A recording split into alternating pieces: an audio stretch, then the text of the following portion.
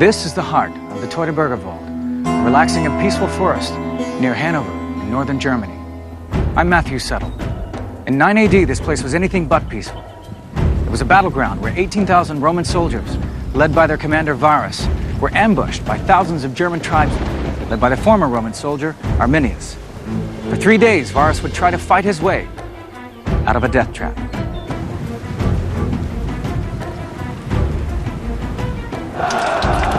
Hoje, com a tecnologia dos videogames, podemos visualizar como foi a batalha. O grande número de soldados, a formação das tropas em combate e a maneira como a batalha foi vencida. Veja o que os generais gostariam de ver agora em Batalhas Decisivas. Batalhas Decisivas. Hermann, o Germânico.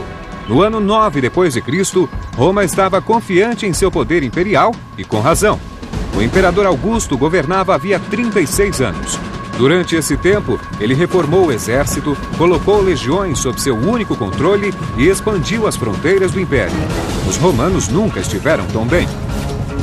This is a sense of power unlimited and Rome's right to rule. So there's tremendous confidence. The gods are on Rome's side. Augusto era sobrinho neto de Júlio César.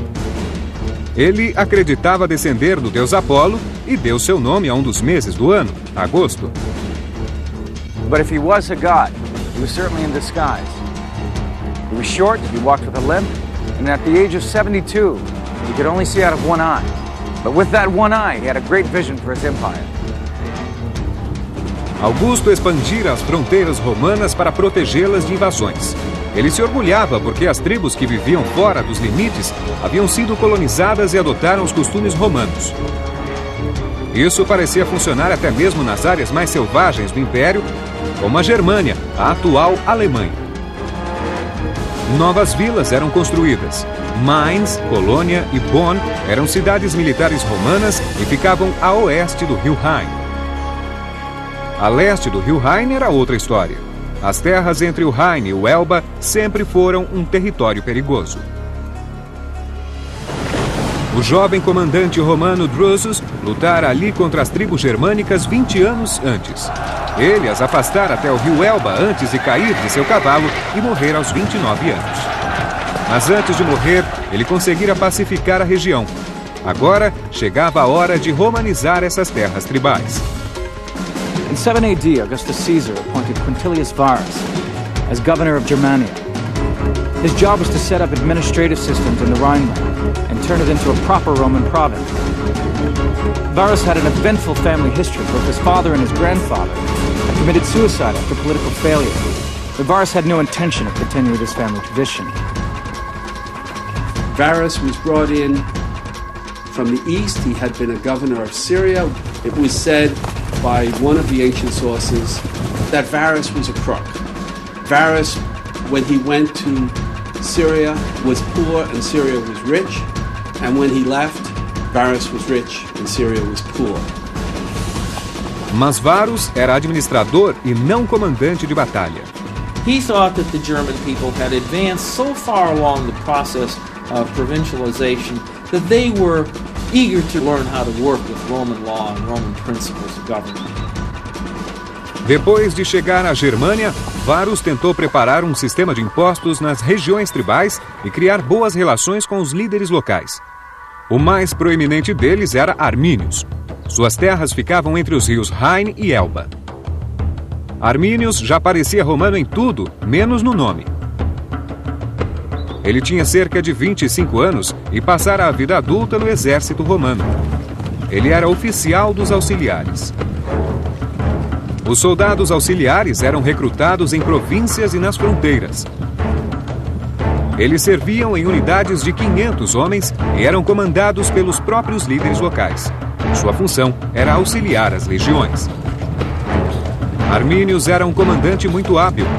Ele aprendera latim e se tornara cidadão romano como recompensa pelo desempenho no campo de batalha. To Varus, the Romanized tribesman, was an example of what could be achieved in the region. The two became firm friends and aided the officers' mess. Arminius is a man with a foot in both camps. figures such as Arminius, who can both relate to the local native population and the Roman authorities, are crucial to the whole project of the Roman Empire. But behind the smiles, the reality was completely different. Most of the tribes feared that Varus would force them to pay heavy taxes to Rome, instead of the goodwill gifts or tribute they normally sent to the emperor. It looks as though, from Varus right up to the imperial throne, there was an expectation that Germany was now ready to be made into an ordinary province. They were ready to pay their taxes like everybody else. And they miscalculated. And the tribal leaders feared that if their lands became part of a Roman province, they would lose all their power and influence. Political independence, which had existed as a client state, was begone for it. And that was a hard pill to swallow for the leaders unless they had some really clear guarantees that they were going to be employed in this new provincial regime. Arminius sabia que eles tinham razão. Durante seus anos no exército, ele conhecera a mão de ferro do governo romano. Varus precisava ser retido. He was the leader of the resistance movement, and he certainly knew enough about Roman society and especially the Roman army to really know what he was resisting. He was around Varus's camp, and when others told Varus not to trust him, not to believe him, that he might be a traitor, Varus said, "He's my friend," and he believed him. He's overconfident, essentially. He doesn't really recognise the scale of the threat he's got against him, and he chooses to trust the wrong people with feet in both camps. Em setembro do ano 9, surgiu a notícia de um levante tribal a dias de distância dali. Varus partiu imediatamente para reprimi-lo, levando 3 legiões, a 17ª, 18ª e 19ª, e os auxiliares germânicos liderados por seu fiel aliado Arminius. A rota seguia por dentro da floresta Teutoburg. A hora de Arminius chegara. Varus estava prestes a descobrir quem eram seus verdadeiros amigos.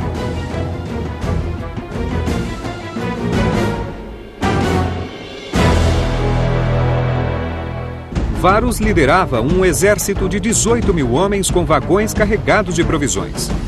O material dos oficiais incluía grandes camas de madeira.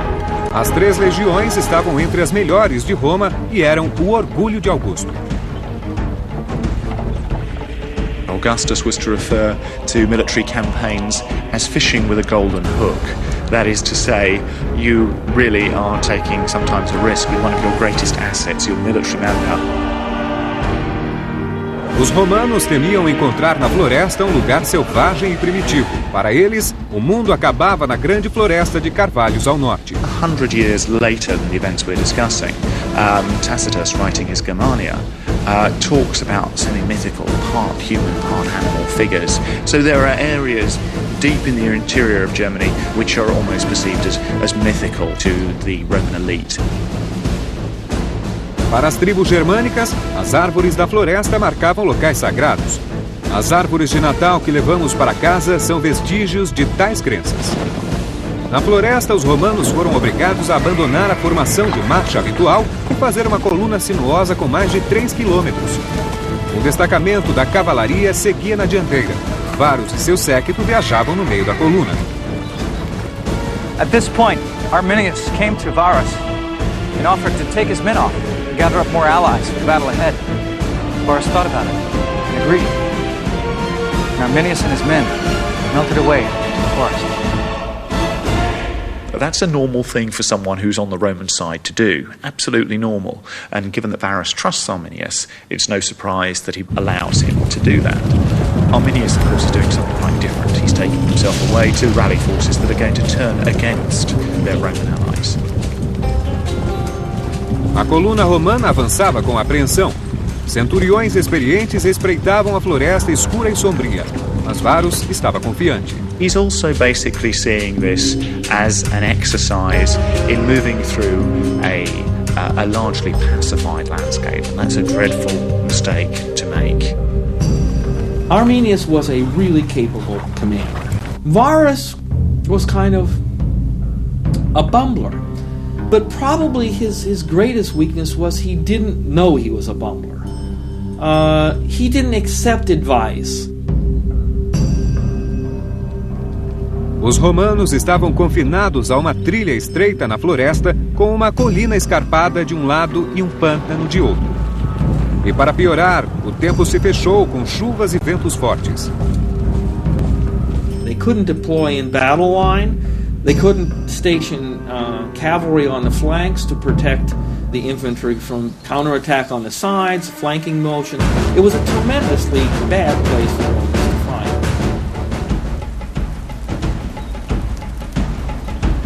De repente, centenas de flechas e lanças foram arremessadas das árvores e caíram em frente à coluna romana. Quase 8.000 homens das tribos estavam escondidos entre as árvores. Os romanos ficaram desnorteados. Eles sabiam como mudar a formação diante de um ataque assim, mas não havia espaço. Os soldados se chocavam enquanto procuravam se abrigar.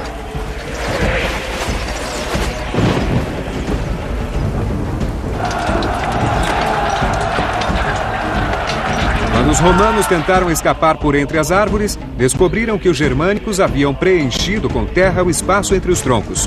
Um trabalho que devia ter levado semanas. What we see is just how much other planning went into this. This has taken a lot of thought. How do you break the army up? And then, once you've got them in some of the least favourable land, how do you capitalise on that?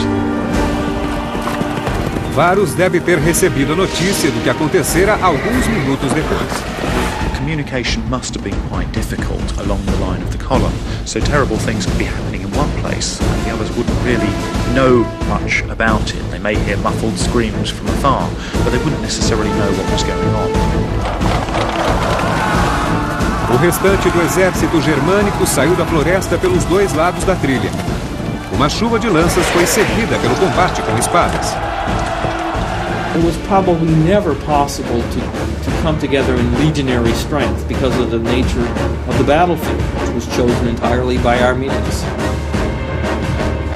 Varus had been caught in the perfect ambush. He saw the shocking reality behind the slaughter. He'd been betrayed by a man he was proud to call a friend.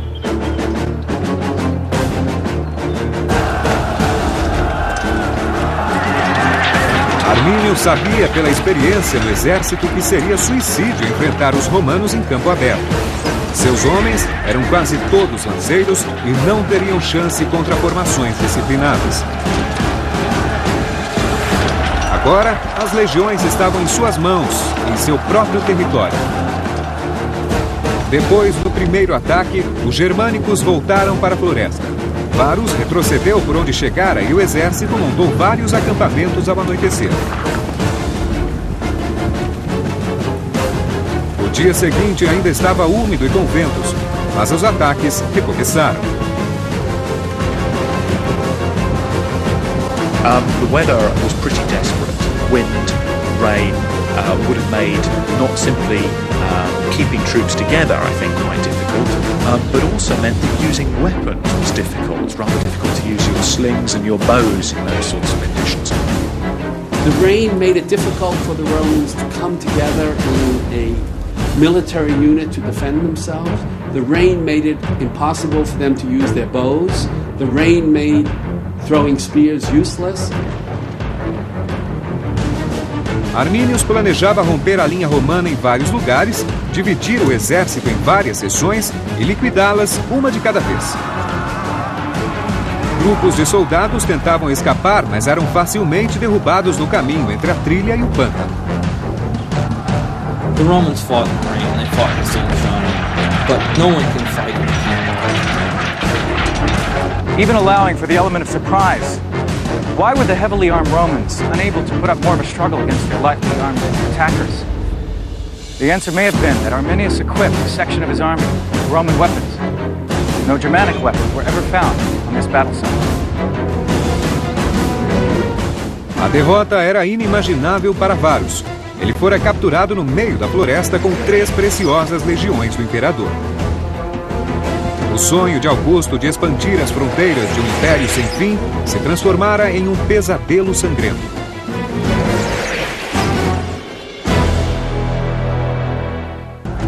Varus tentou reagrupar no segundo dia, mas não conseguiu se comunicar com a outra divisão do seu exército. Arminius conseguira dividir a coluna romana em duas. Portanto, metade do exército não sabia se a outra metade havia sobrevivido. As divisões da cavalaria romana, impossibilitadas de manobrar na floresta, abandonaram a infantaria, recuando para o rio Rhine. The survivors managed to hang on through another night. By the morning of the third day, they were exhausted and completely pinned down.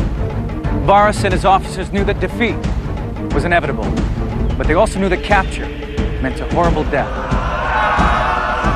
You would not have wanted to be a senior centurion who fell into the hands of the Germans. A number of the most senior Romans are wise enough to realize that they are going to have a terrible fate in those hands. They choose suicide. Para Varus, a humilhação da derrota foi ainda maior pelo fato de ter sido enganado e traído por Arminius. Varus was a man who I believe would have never even given thought to surrender. The honorable thing for a man in his position to do is to commit suicide. And what more precedent does he need than his own father had committed suicide, his grandfather had committed suicide? Does one realistically expect that this is a guy who's going to raise the white flag, so to speak, and say, "Hi, here I am, take me hostage"? Após a morte de Varus, a resistência do que restara de suas 3 legiões desmoronou. The slaughter that followed horrified Rome. Corpses were cut into pieces, and hundreds of heads and hands nailed to the trees. Those taken prisoner were dragged to ponds deep in the forest, where their throats were cut, and their bodies were thrown in the water as a sacrifice to the forest gods. Afterwards, for years, the forest floor was white with bones. The Germans cut off Varus's head and sent it back to Rome. That's how they learned that their army had been defeated, is when, not rumor, but Varus's head arrived. 3 legiões inteiras estavam mortas, quase 18.000 homens. Augusto nunca se recuperou do choque causado pela notícia.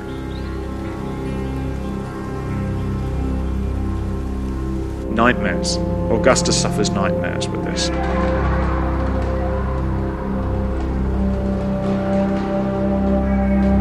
He dismissed his German personal bodyguard. He refused to have a haircut or shave his beard. Augustus just could not ever quite sleep at night afterwards, and would awaken in the middle of the night yelling, "Varus, Varus, give me back my legions." The Romans never raised those 3 legions again. They went from 28 legions down to 25 legions, and they didn't expand that army for almost 2 centuries.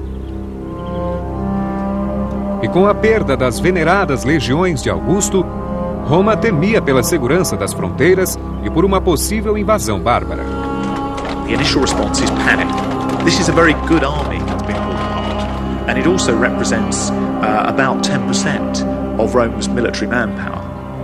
So one of the questions is, where are the enemy going to stop? Iniciou-se o alistamento militar obrigatório, mas quando ficou claro que os germânicos não cruzariam o Rhine, o temor dos romanos deu lugar à humilhação. 6 anos mais tarde, outro exército enviado para atravessar o Rhine descobriu os ossos dos companheiros massacrados e recuperou os estandartes de águias de legiões derrotadas. Mas as tribos continuavam invencíveis. Os sonhos de expansão haviam acabado e o império não passara do rio Rhine. When we look at a number of the other defeats in Roman history, what's interesting with this one is it so very explicitly actually stops a pattern of expansion in one area, and that has very long-lasting consequences. It is also something that actually has a direct impact on the very shape of the Roman Empire. Because of Teutoburg Forest, The Rhineland became a border between cultures, between those speaking Romance languages like French and Italian, which derive from Latin, and those speaking Germanic languages. Arminius had won a great victory, but he was unable to weld the various German tribes into one single force. 10 years later, he was murdered by some of his own followers. But he became a symbol of German national resistance. Later generations would drop his Latin name and call him Hermann the German.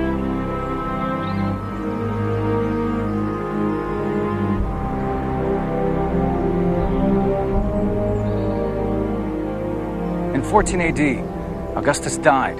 In his will, he warned his successor not to make war east of the Rhine. The Romans had suffered a tremendous blow to their confidence.